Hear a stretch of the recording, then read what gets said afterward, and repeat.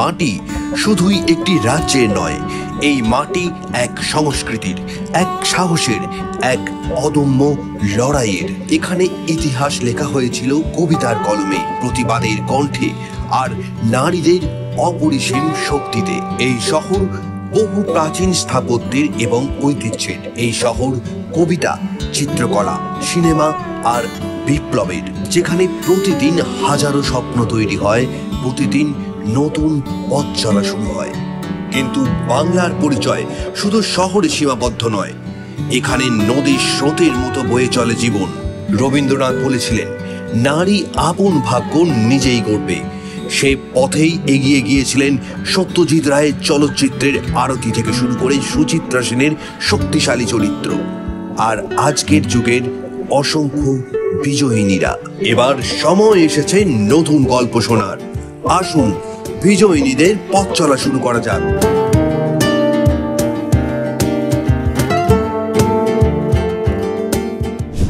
নমস্কার, দেখছেন কেটিভি বাংলা। বিজয়িনীর আরো একটি পর্ব নিয়ে আমি অনন্যা রয়েছে আপনাদের সঙ্গে।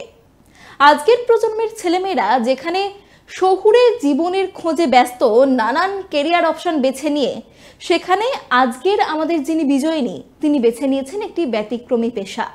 তিনি ভূগোলে স্নাতক, কিন্তু তবুও চাষবাসকে পেশা করে জীবনে এগিয়ে চলেছেন তিনি। আজ আমাদের সঙ্গে রয়েছেন মহিলা চাষী সমাপ্তি মণ্ডল। সমাপ্তি, কেটিভি বাংলার এই অনুষ্ঠান বিজয়িনীতে অনেক অনেক স্বাগত। নমস্কার, আমি সমাপ্তি মণ্ডল। আমি যে একজন মেয়ে থেকে মহিলা চাষি হতে পেরেছি, এর জন্য আমি আমার পরিবারকে সবার আগে ধন্যবাদ জানাই। কারণ তারা পাশে না থাকলে হয়তো আজকে এই সমাপ্তিই থেকে যেত, মহিলা চাষি সমাপ্তি হয়ে উঠতো না। পরিবারটা খুব একটা গুরুত্বপূর্ণ বিষয়, কিন্তু আমি যেটা জানতে চাইবো তোমার কাছ থেকে সমাপ্তি, যে ভূগোলে স্নাতক, তারপরে অনেকেই হয়তো শিক্ষক হওয়ার স্বপ্ন দেখে বা অন্যান্য পেশায় যোগদানের স্বপ্ন দেখে, সেখানে চাষবাসটাকে বেছে নিলে কি পরিস্থিতির চাপে নাকি পরিকল্পিত চিন্তা ভাবনা? সত্যি বলতে প্রথমে আমি আমার পরিস্থিতিগত চাপে আমি চাষটাকেই করছিলাম, কিন্তু সেই পেশাটা যে কখন নেশায় পরিণত হয়ে গেছে সেটা আমার অজান্তেই হয়তো। কারণ একটা সময় আমার বাবা যখন প্যারালাইসিস ছিলেন, পুরো সংসারটা আমার বড়দির একার উপরে ছিল, তো সেটা বাড়ির চালাতে খুব প্রবলেম। নিজেদের দুই বোনের পড়াশোনার খরচ, বাবার ওষুধের খরচ, সবটা দিদির একার উপরে চলে গেছিলো। তো তখন ভাবলাম যে যেহেতু মাঠে জমিটা রয়েছে, বাবাকে ছোটোবেলা থেকে দেখে এসেছি চাষবাসের সঙ্গেই যুক্ত হয়ে থাকতে, তো সেক্ষেত্রে যদি আমি নিজেও সেই কাজটা একটু সাহায্য করতে পারি, তাহলে দুটো লোক কম নিতে হবে আমার কাজে, সেই টাকাটা হয়তো আমি আমার পড়াশোনার কাজে লাগাতে পারবো। তো এই ভাবনা থেকেই আস্তে আস্তে আমার চাষের দিকে এগিয়ে যাওয়া। তারপর 2015-তে বাবা মারা গেলেন, তখন তো একটা মাথার উপর ছাদ ভেঙে যাওয়ার মতো অবস্থা। তো তখনই এই সম্পূর্ণরূপে চাষের সঙ্গে নিয়োগ হলাম আমি। এবং তখন কি তুমি কলেজে ভর্তি হয়ে গিয়েছিলে? অলরেডি আমি জিওগ্রাফিতে অনার্স নিয়ে ভর্তি হয়ে গেছি। আচ্ছা, যেহেতু জিওগ্রাফি একটা ব্যয় সাপেক্ষ বিষয় থাকে, বিভিন্ন জিনিসপত্র কেনা, বই পুস্তক যেগুলো আছে আমাদের কেনাকাটা, তো সেক্ষেত্রে আমি অবশ্যই কলেজ থেকে সাহায্য পেয়েছি, কিন্তু তবু কতদিন একটা মানুষ সাহায্যের হাত বাড়াবে আমার দিকে? আমি যদি নিজের জমিটা থেকে নিজে চাষ করতে পারি, তাহলে আরও কী হবে, আমি নিজের ক্ষমতায় নিজের পড়াশোনাটাকে এগোতে পারবো, আমার পরিবারের পাশে একটা সাপোর্ট হয়ে আমি দাঁড়াতে পারবো। এবং সেই পরিবারের পাশে দাঁড়ানোর চিন্তা ভাবনা থেকেই এটাকে একদম পেশা হিসাবে বেছে নেয়া। অবশ্যই আমি 2015 থেকে ফুলদমে আমি চাষের সঙ্গে যুক্ত রয়েছি। আমার গ্র্যাজুয়েশন কমপ্লিট হয়ে যাওয়ার পর তখন হ্যাঁ, আর 5টা ছেলেমেয়ের মতো যে আমি সরকারি চাকরির স্বপ্ন দেখিনি এমনটা নয়, আমিও সরকারি চাকরির এখনও পরীক্ষা দিয়ে যাচ্ছি। তবে ভবিষ্যতে যদি কোনোদিনও পেয়েও যাই, তবে চাষটাকে আমি ছাড়বো না, কারণ চাষ আমার কাছে একটা ভালোবাসা, আমার মায়ের সমান। তো মাকে ছেড়ে যেমন সন্তান থাকতে পারে না, আমিও হয়তো কখনো চাষ ছাড়া নিজেকে ভাবতে পারবো না। এই যে বললে যে 2015-তে চাষটা শুরু করেছিলে, তো 2015-তে তখন পড়াশোনাটাও তো করছিলে তুমি, এই দুটোকে ব্যালেন্স কিভাবে করতে? দুটোকে ব্যালেন্স করতে অবশ্যই খুব কষ্ট হয়েছে। আমি, আমার দিদিরা, আমার মা, আমরা সবাই চাষের সঙ্গে যুক্ত ছিলাম। হয়তো সকালবেলাটা আমি চাষ কাজে করছি, দুপুরটা আমি কলেজে, আবার সন্ধ্যাবেলা এসে দিদি বা মায়ের সঙ্গে আবার আমি চাষের কাজে। এবার যেহেতু প্রায় 3.5-4 বিঘা জমি আমাদের, তো সবটা একার পক্ষে দেখা সম্ভব হয় না, সেহেতু পরিবারকে তো আমার অবশ্যই প্রয়োজন ছিল। হ্যাঁ, সেখানে কিছু নতুনত্বের চিন্তাভাবনা সেগুলো হয়তো বলেছি, মা এটা এই ভেবে না, এইভাবে করলে ভালো হবে, দিদিকে বলেছি। তো সেইভাবেই চাষটাকে আমি নিয়ে এখন অবধি এগিয়ে চলেছি। সাধারণত দেখা যায় যে ছেলেরাই এই চাষবাসের ক্ষেত্রে যুক্ত হয়ে থাকে, কিন্তু সেক্ষেত্রে যখন একজন মেয়ে হয়ে এই চাষবাসটাকে বেছে নিলে তুমি এবং তোমার বোনেরা দিদিরা, তখন আশেপাশের লোকজন কি বলেছিল? সত্যি বলতে আশেপাশের লোক তো থাকবে কিছু বলার জন্যই, কারণ যখনই সমাজের চোখের বাইরে মানে যেটা সমাজ দেখে অভ্যস্ত নয়, আপনি যখনই সেরকম কোনো কাজ করতে যাবেন তখনই আপনাকে নিয়ে মন্তব্য শুরু হবে। তো ব্যতিক্রমে আমিও ছিলাম না। তো সমাজের কাজ তো কিছু লোকের বলার, কিন্তু হয়তো 100 জনে 3 জন বলেছে আমাকে খারাপ বা আমাকে নিয়ে ব্যঙ্গ করেছে, 97 জন মানুষ আমাকে নিয়ে প্রশংসা করেছে, আমাকে বাহবা দিয়েছে। তো যখন দেখেছি 97 জন লোক আমাকে যদি বাহবা দিচ্ছে, তাহলে কাজটা আমি একদম সঠিক করছি, এবং তখন আমার মনোবল একদমই ভেঙে যায়নি, বরঞ্চ আমি আরো শক্ত হয়েছি। এবং তোমার যে সহপাঠীরা ছিল এবং শিক্ষক শিক্ষিকারা ছিল, তাদের কাছ থেকেও কি সাপোর্ট পেয়েছো? সত্যি বলতে কলেজে বা স্যার ম্যাডামরা যখন জানতে পেরেছিল যে আমি চাষ করি, তারা বিশ্বাস করেনি, কারণ এটা একটা বিশ্বাস করার জিনিস না যে একটা ভূগোলের স্নাতক পড়ছে যে মেয়েটা সে বাড়ি গিয়ে লাঙল চালাচ্ছে বা ট্রাক্টরে হাল ধরছে বা আমাদের কোনো কাজ হচ্ছে, মানে টোটাল যে কাজটা আমরা করছি এটা যে কোনো মানুষের পক্ষে বিশ্বাস করা সম্ভব নয়। কিন্তু তারা যখন দিনের পর দিন আমাকে একই অবস্থায় দেখে এসেছে, তখন তারা তো বুঝেই গেছে। অনেকে আমার বাড়িতেও এসেছে আমার চাষবাস দেখতে। আচ্ছা, এই যে লাঙল চালানো বা ট্রাক্টর চালানো, এই বিষয়গুলো তো একটা মানে প্র্যাকটিক্যাল নলেজের প্রয়োজন হয়। তো সেক্ষেত্রে সেগুলো কি একদম ছোটবেলা থেকেই শেখা নাকি? একদমই নয়। তারপর পরবর্তীকালে তাহলে কিভাবে শিখলে? একদমই নয়। আমার লাঙল ধরার প্রথম গল্প হলো যে আমাদের জমিতে যে দাদু লাঙল দিচ্ছিল, আচ্ছা, সেই লাঙল দেওয়ার পরে অসুস্থ হয়ে পড়েছিল জমির মধ্যে। আমার জমি তখন অর্ধেকটা প্রায় রেডি, আর যদি জমিটা আমার যদি তখনই যদি আমার লাঙল বন্ধ হয়ে যায়, তাহলে আমার আরো একদিন ওই একই কাজ দুবার করে করে আবার জমি লাগাতে হবে। তখন ওই দাদুকে বসিয়ে ওই দাদুর হাত থেকে কেড়ে নিয়ে লাঙলের আমার প্রথম হাত বা আমি লাঙলের উপর দাঁড়ালাম ওই প্রথম। এবং তারপর থেকে আমি পশ্চিমবঙ্গ সরকার থেকে যে আমি একটা পাওয়ার টিলার পেয়েছি, ওটা আমাকে শেখানো হয়েছে যে কোম্পানি থেকে আমাকে পাওয়ার টিলারটা দিয়েছে। তারা এসেই আমাকে বাড়িতে এসে প্রশিক্ষণ দিয়ে গেছে, এবং তারপর আমি আর 5 জন যেমনভাবে একটা পাওয়ার টিলার চালাই, আমিও ওইভাবেই চেষ্টা করি চালানোর। হ্যাঁ, এখনও শেখার অনেক বাকি আছে, চেষ্টা করি যতটুকু পারি নিজের জমিটা চালিয়ে নিতে পারলেই অনেক আমার কাছে। হ্যাঁ, কিন্তু তোমার যে পড়াশোনাটা ছিল, ভূগোলে স্নাতক তুমি হয়েছো, ভূগোল নিয়ে তোমার অনেক পড়াশোনা রয়েছে, সেখানে চাষবাসের ক্ষেত্রে কিভাবে কাজে লাগালে এই শিক্ষাটাকে? প্র্যাকটিক্যালি কি কাজে লাগানো গেছে? অবশ্যই, কারণ আমরা সবাই জানি যে ভূগোল এমনই একটা সাবজেক্ট, যে সাবজেক্টের মধ্যে আমাদের মাটি, আবহাওয়া, বৃষ্টিপাত সম্পূর্ণ প্রত্যেকটা বিষয় সম্পর্কে বিস্তারিত জ্ঞান থাকে, এবং কোন সময়ে কোন বৃষ্টিটা আসতে পারে, বা কোন সময় কোন ধানটা লাগানো ঠিক হবে, বা কোন সময় আমার কাটা উচিত, আবহাওয়াটা বুঝে আমার ফসলটা আগে পরে করতে হয়। অনেক সময় মাটির উর্বরতা দেখে এই মাটিতে আমি কি লাগালে হবে, একটা বেলে মাটিতে আমি কি লাগালে ভালো হবে, বা একটা পাট আমি কোন মাটিতে লাগালে ভালো হবে।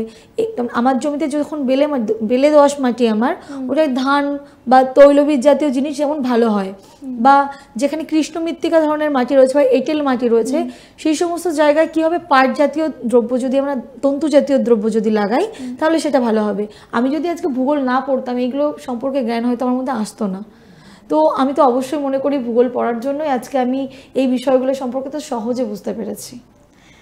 আর একটা বিষয় যে এই চাষের কাজ মানে একদম সকাল থেকে সন্ধ্যা অবধি একটা পরিশ্রমের কাজ, এবং সেটার কোনো টাইম লিমিট নেই, এবং যখন তখন রোদ জল বৃষ্টিতে কাজ করা, এই সমস্ত বিষয় তো রয়েছে, এবং যথেষ্ট পরিশ্রম সাধ্য কাজ। সেখানে একটা মেয়ে হয়ে এতটা পরিশ্রম, মানে যেখানে দেখা যায় যে বেশ অনেকজন, একটা মেয়েদের সম্বন্ধে ধারণা রয়েছেই, মানে মেয়ে মানে খুব একটা নরম সরম স্বভাবের হবে এবং সে বেশি পরিশ্রম করতে পারবে না, এরকম একটা ধ্যান ধারণা তো থাকেই। সেখানে এই পরিশ্রমটা কি একদম ছোটবেলা থেকে একটু একটু করতে করতে এটা একদম হ্যাবিচুয়েটেড হয়ে গেছিল? একদমই ঠিক দিদি, যেটা আমি ছোটবেলা থেকেই বাবার সঙ্গে ওই মাঠে গিয়ে ভাত খাওয়া, বা আল থেকে যে ঘাসগুলো উঠতো আলের উপরে রাখতো, সেগুলো নিয়ে গরুর সামনে দেয়া বা বাগানে ফেলে দেয়া, ছোটবেলা থেকে বাবা এগুলো করিয়েছে বা বাবার সঙ্গে থেকে থেকে করেছি। শুধু আমি না, আমার বাকি দিদিরাও করেছে। তো সেখান থেকে ওটা ভেবে নিয়েছিলাম লাইফের একটা পার্ট, চাষ করা আমার লাইফের একটা পার্ট। তো সেটাকে কখনো কষ্ট হিসাবে দেখিনি, তবে কষ্ট তো অবশ্যই হয়, রোদে পুড়ে বৃষ্টিতে ভিজে যখন কাজ করি কষ্ট অবশ্যই হয়, কিন্তু যখন মনে করি যে এত কষ্টের পরে একটা ভালো ফসল আমি ঘরে তুলতে পারবো, বাজারে বিক্রি করতে পারবো, তখন সব কষ্টগুলো হয়তো কোথাও হারিয়ে যায়। এই যে আপনি এতদিন ধরে চাষ করছেন, 2015 থেকে শুরু করেছিলেন এবং এখনো করছো, বাধা কি সেই অর্থে কিছু এসেছে? আমার গ্রামের প্রত্যেকটা মানুষই খুব সাপোর্টিভ। আচ্ছা। দু একজন হয়তো একটু থাকে এর অন্যরকম মন্তব্য করার, তবে তারা আমাকে, আমি যেটা বুঝতে না পারি তাদের কাছে জিজ্ঞাসা করি, বা তারা কোনো বিষয় যদি বুঝতে না পারে তারা আমাকে জিজ্ঞাসা করে। তো এই বাক্য বিনিময়ের মধ্যে আমাদের চাষটা আরও ভালো জায়গায় যাচ্ছে। তো সেটা আমার বাধার কারণ নয়। আমি মনে করি যে আমি আরও সবাইকে নিয়ে চলতে পারছি। বেশ, আমরা আবারও আলোচনায় ফিরবো, কিন্তু তার আগে নিয়ে নিচ্ছি একটা ছোট্ট বিরতি। ফিরে আসছি বিরতির পর, সঙ্গে থাকুন। ফিরে এলাম বিরতির পর। আজ আমাদের সঙ্গে বিজয়িনীর পর্বে রয়েছেন মহিলা চাষী সমাপ্তি মণ্ডল। সমাপ্তি, আমরা কথা বলছিলাম যে তোমার এই চাষবাসের জার্নিটা শুরুর দিকের কিভাবে শুরু হয়েছিল সেটা নিয়ে কথা বলছিলাম। কি কি ধরনের চাষ করো তুমি, মানে কি কি ফসলের চাষ করো? আমাদের বেসিক্যালি 3 ফসলি জমি। আচ্ছা। না কোনোদিনও রোদে পড়ে, না কোনোদিনও জলে ডোবে, মানে এক কথায় সোনার জমি। আচ্ছা। তো সেই সোনার জমিতে এখনো পর্যন্ত যা যা লাগিয়েছি সব ফসলই গুণগত মান ভালো হয়ে থাকে। প্রথমত আমরা আউশ ধান চাষ করি। আউশ ধানের পরে লাগাই আমরা সর্ষে। সর্ষে কাটার পর আবার বাদাম বা পাট, এই আমার রোটেশন হয়। এবং শীতের সময় শুধু সর্ষে নয়, সর্ষের সঙ্গে আমি কিছুটা জমিতে আলু, ভুট্টা, বা আমার ভুট্টাটা আমি ফাল্গুন মাসের দিকে লাগাই। এবং যে শীতকালীন সবজি আমরা খাই, তো সেই সমস্ত কিছু আমার বাড়িতে লাগানো হয়। এই যে চাষের কাজ, মানে সারা বছরই মোটামুটি চাষের কাজ চলে, তো সেই চাষের কাজের জন্য রাসায়নিক সার নাকি জৈব সার, কোনটা তুমি বেশি পছন্দ করো, বা তুমি কোনটা বেশি ইউজ করো? সত্যি আমি এখনো বলতে আমি চেষ্টা করি রাসায়নিক সারটাকে কমিয়ে রাখার। পুরোপুরি এখনও রাসায়নিক সার আমি বাদ দিতে পারিনি, তবে চেষ্টায় আছি যে যদি ভবিষ্যতে কোনোদিনও সম্ভব হয় আমি সম্পূর্ণ রাসায়নিক সারটাকে আলাদা করে রেখে আমি শুধু জৈব সার নিয়ে এগোতে চাই। কারণ রাসায়নিক সারের কত ক্ষতিকারক দিক আছে আমরা এখন কম বেশি সবাই দেখছি, আমরা জানি। তো সেক্ষেত্রে আমি সম্পূর্ণরূপে এখন অবধি জৈব সারটাকে ইউজ করি, এটা আমি বলতে পারছি না। আমি চেষ্টা করি বেশিটা জৈব সার দেয়া, এবং যে জায়গায় জায়গায় কিছুটা রাসায়নিক সার প্রয়োজন হয়ে থাকে সেখানেও সেটা দেয়া। কেননা ফসলের মান যখন বৃদ্ধি করতে হয় তখন আমার মনে হয় যে কিছুটা রাসায়নিক সার আর 5 জন দিচ্ছে, আমিও একটু দিই, লাভবান হয়ে যাব। কিন্তু এটা তো ঠিক নয়। আমরা নিজেরাও বুঝি, সেই ভুলটা থেকে নিজের শিক্ষা নেয় এবং চেষ্টা করছি ধীরে ধীরে রাসায়নিক সারের ব্যবহার কমিয়ে দেওয়া এবং রাসায়নিক সারের জায়গায় জৈব সারটাকে ব্যবহার করা। কিন্তু রাসায়নিক সার, যেটা তুমি বললে যে রাসায়নিক সার ব্যবহার করলে অনেক পরিমাণে ফসল ফলাতে তাড়াতাড়ি সুবিধা হয় আর কি, কিন্তু জৈব সারেও কি একই রকম ফল পাওয়া সম্ভব? জৈব সারটা দিয়ে জমিটাকে রেডি করতে মিনিমাম বছর খানেক সময় লেগে যায়। আচ্ছা। যেটা জৈব রাসায়নিক সারটা আমি ব্যবহার করলাম, আমি প্রথম ফসলে আমি বুঝতে পারলাম যে আমার ফসল খুব সুন্দর এ গ্রেড হয়েছে, কিন্তু রাসায়নিক সারে জমিটাকে রেডি করতে মিনিমাম 1 বছরের উপর সময় লাগে। এবার চাষিরা কি ভাবে যে 1 বছর জমিটাকে ফেলে আমি ঠিক করব, তার থেকে আমি রাসায়নিক সার দিয়ে দিই, আমার ফসলও বেশি হবে, আমি বেশি লাভবান হয়ে যাব। তো সেই চিন্তা ভাবনা থেকে আমাদের একটু বেরোতে হবে, নতুবা আমরা তো বিষ খাচ্ছি, ভাত খাচ্ছি না, সবজি খাচ্ছি না, বিষ খাচ্ছি এক কথায় বলতে গেলে।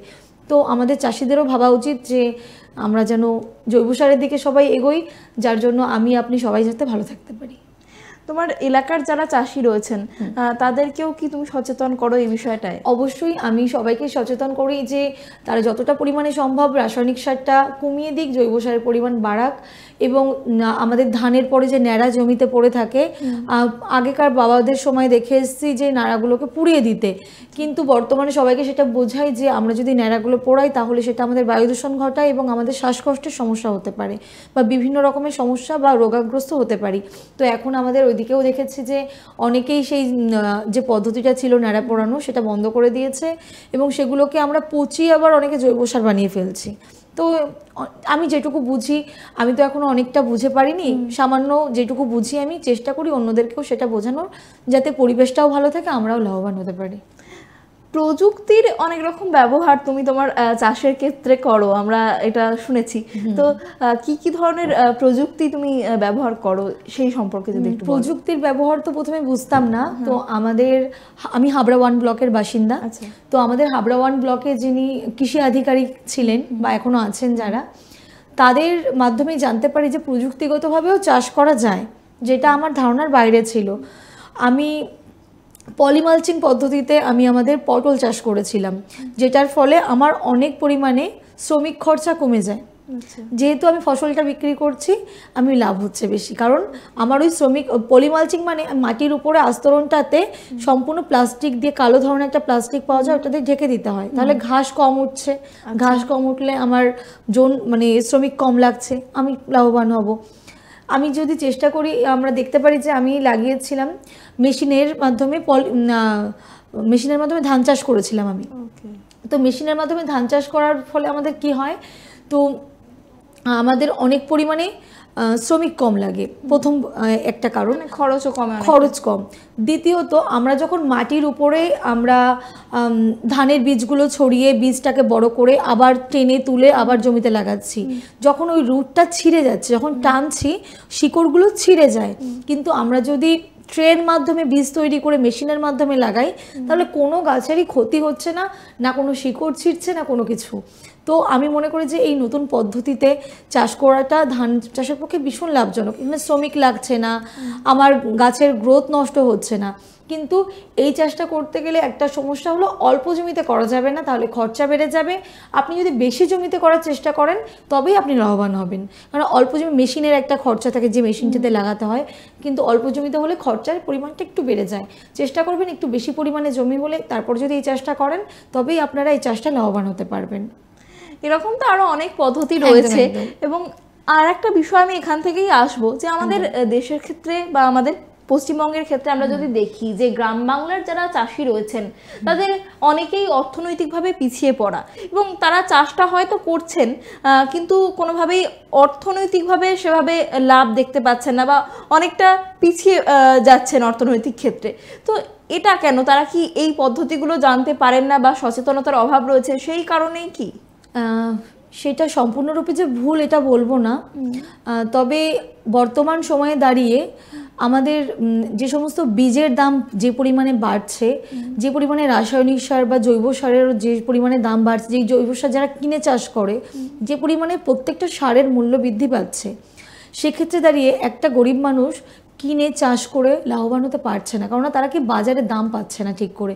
কিন্তু যারা বাজার করতে যাচ্ছে তারা কিন্তু সেই দামটা ডবল দিয়ে কিনছে, কিন্তু সরাসরি চাষির কিন্তু সেই টাকাটা পায় না কখনোই। আমি যে পটলটাকে বাজারে হয়তো 15 টাকা কেজিতে বিক্রি করে বাড়ি এসছি, পরের দিন হয়তো আমার মামা বাড়ি থেকে মামা গেছে পটল কিনতে, দেখলো 50 টাকা 60 টাকা করে কেজি পটলের। এই যে দামের তারতম্যের বিষয়টা রয়ে যাচ্ছে, যে মাঝখানে যে লোকগুলো থাকছে তারা লাভবান হয়ে যাচ্ছে, কিন্তু প্রকৃত যারা চাষি, যারা ফসলটা ফলাচ্ছে কষ্ট করে, দিনরাত এক করে শ্রম করে, তো তাদের কিন্তু মানে তারা লাভবান হচ্ছে না। এক্ষেত্রে তাহলে সরকারের উদ্যোগ নেওয়া প্রয়োজন বলে অবশ্যই। যদি সরাসরি বাজারজাত দ্রব্য মানে সরকার গৃহীত করে, সেহেতু মনে হয় অনেক ক্ষেত্রে চাষিরা লাভবান হবেন। আর একটা বিষয়, বর্তমান বাজারে আমাদের দ্রব্যমূল্যর পরিমাণ, যেগুলো আমরা চাল ডাল বাজার থেকে যারা আমরা কিনি না, যারা কিনে খাচ্ছে, তার পরিমাণ মানে দামের পরিমাণটা এখনই আকাশ ছোঁয়া হয়ে গেছে। যে শ্রমিকের মূল্য যেখানে 200 টাকা ছিল সেখানে এখন 500 টাকা হয়ে গেছে। যে আমি যেখানে দুটো শ্রমিকের কাজ আগে আমি করাতাম, এখন আমি চাইলেও পারছি না, আমার নিজেকে খাটতে হচ্ছে বেশি, কারণ শ্রমিক যখনই বেশি নিতে হচ্ছে আমার মুনাফা কমে যাচ্ছে। কারণ কোনো শ্রমিক অল্প দামে এখন আর গ্রামে কাজ করছে না, কারণ তারা খাবে কি, তারা তো ওই টাকাটা নিয়েই বাজার করে খাবে। কিন্তু বর্তমানে প্রত্যেকটা জিনিসের দাম আকাশ ছোঁয়া। এই আকাশ ছোঁয়া দাম আমাদের মতো গরিব মানুষরা কিনে কী করে খাবো আমরা? তো সেই বিষয়টা তো অবশ্যই যদি সরকার এই বিষয়গুলোর দিকে দেখে, তখন আমাদের মতো গরিব মানুষরা যারা চাষ করে যে জীবন চালায় তারা অনেক বেশি লাভবান হবেন। অবশ্যই এই দিকগুলো তো রয়েছে। সরকারের তরফ থেকে তুমি কৃষক রত্ন পুরস্কার পেয়েছো। হ্যাঁ। আর কি কি সরকারি সুযোগ সুবিধা পেয়েছো এই চাষ করার ক্ষেত্রে? 2020 সাল তখন আমি কৃষক রত্ন পেয়েছিলাম, মুখ্যমন্ত্রী প্রদত্ত ওটা আমার। তারপর আমি বিভিন্ন জায়গায় বিভিন্ন অ্যাওয়ারনেস প্রোগ্রামে গেছি, মহিলাদেরকে অনুপ্রেরণামূলক চাষ করলেও যে এগোনো যায় তাদেরকে বলেছি, এবং অনেক জায়গায় দেখেছি তারা আমাকে দেখে চাষ শুরু করেছে। এটা আমার বড় পাওয়া ছিল। তো চাষটাকে কখনো ছোট বলে মনে করা যাবে না, কারণ কোনো কাজই ছোট নয়। আমরা যদি তাকে ছোট ভাবি তবেই সেটা ছোট হবে। আর যদি তাকে আমরা গর্ববোধ করি, যেমন আজকে আমি মনে করি আমি একজন মহিলা চাষি, আমি গর্বিত আমি মহিলা চাষি, তাহলে সেটা অবশ্যই আমার কাছে গর্ব। এবং আমি মনে করি আমার বাবা যদি বেঁচে থাকতেন আজকে, তিনিও গর্ববোধ করতেন তার মেয়ে চাষ করছে। খুব একটা ইম্পর্টেন্ট কথা সমাপ্তি বললো যে কোনো কাজই ছোট নয়, একদমই তাই। যে সেটা চাষবাস হোক কিংবা শিক্ষকতা হোক বা অন্য কোনো প্রফেশন, যে কোনো কাজ সৎভাবে করলে সেটা বোধহয় একটা গর্বের জায়গা রাখে। একদম আমরা অনুষ্ঠানের শেষ পর্বে পৌঁছে গেছি। এই যে চাষবাস তুমি করছো, যে কোনো পেশা থেকেই মানুষের একটা চাওয়া পাওয়া থাকে, তোমার এই পেশা থেকে পাওনা বলতে কি? এই পেশা থেকে সবথেকে বড় পাওনা যেটা হলো যে আজকে সমাপ্তিকে মহিলা চাষি হিসেবে পুরো দেশের লোক জানছে, এটা তো অবশ্যই আমার একটা পরম প্রাপ্তি। আমার বাবা মা দিদিদের আশীর্বাদে হয়েছে এটা, এবং আমি শ্রমটা করেছিলাম আজকে তাদের কথা ভেবে। আর দ্বিতীয়ত, আজকে চাষ করলে যে সরকারি চাকরি পাওয়া যায় না, এটা একদমই ভুল। আমার নিজের দিদি দীপা মণ্ডল, সে এখন পশ্চিমবঙ্গ পুলিশে কনস্টেবলে কর্মরত রয়েছে। সে কিন্তু এই চাষ করেও পড়াশোনা করে তারপর চাকরিটা পেয়েছে। এবং আমার একটা সোশ্যালি মানে গ্রামের যে দুস্থ পরিবারগুলো আছে তাদের পাশে থাকার বরাবরই প্রথম থেকেই একটা ইচ্ছা ছিল যে আমি আমার সাধ্যমতো কিছু করার চেষ্টা করব। তো সেটা বাস্তবায়িত হয়েছে যে আমি হাবড়া স্টেট জেনারেল হসপিটালে একটা ক্যাজুয়াল কাজ করছি। হয়তো মাইনে খুবই স্বল্প সেখানে, কিন্তু সেখানে থাকার পরে পুরো এলাকার আমার যত গরিব মানুষ আছে তাদেরকে স্বাস্থ্য পরিষেবা যতদূর দেওয়া যায় ততদূর করছি। প্রসূতি মায়েদের পাশে থাকার চেষ্টা করি, যাদের রক্তের প্রয়োজন হয় তাদের পাশে থাকার চেষ্টা করি, এবং এটা আমার প্রাপ্তি আমি মনে করি। সবকিছু একা হাতে সামলাচ্ছ, তারপরেও নিজের স্বপ্নের দিকে এগিয়ে যাচ্ছ, এটাই বোধহয় আমাদের বিজয়িনীর সংজ্ঞা। একদম একটা শেষ প্রশ্ন, যে সমস্ত মেয়েরা রয়েছে তোমার মতোই লড়াই করে তারা জীবনে এগিয়ে যাচ্ছে, তাদের জন্য কি বার্তা দেবে? সবাইকে একটাই কথা বলবো, হেরে যেও না, চেষ্টা করে যাও, চালিয়ে যাও নিজের কাজটাকে, দেখবে সাফল্য অবশ্যই তুমি পাবে। তুমি থেমে গেলে তুমি সাফল্য দেখতে পারবে না, হয়তো তার এক পা এগোলেই তুমি সাফল্যটাকে দেখতে পারতে। থেমে যেও না, চেষ্টা করে যাও, কাজ করে যাও, সাফল্য অবশ্যই পাবে। অনেক ধন্যবাদ সমাপ্তি আমাদের এতটা সময় দেওয়ার জন্য। যে বার্তা সমাপ্তি আমাদের দিল, খুবই একটা গুরুত্বপূর্ণ বার্তা, যে আমাদের লড়াইটা জারি রাখতে হবে, তাহলেই বোধহয় আমরা স্বপ্নটাকে ছুঁতে পারবো। আজকের মতো আমাদের বিজয়িনীর অনুষ্ঠান এই পর্যন্তই। সঙ্গে থাকুন, দেখতে থাকুন কেটিভি বাংলা। নমস্কার।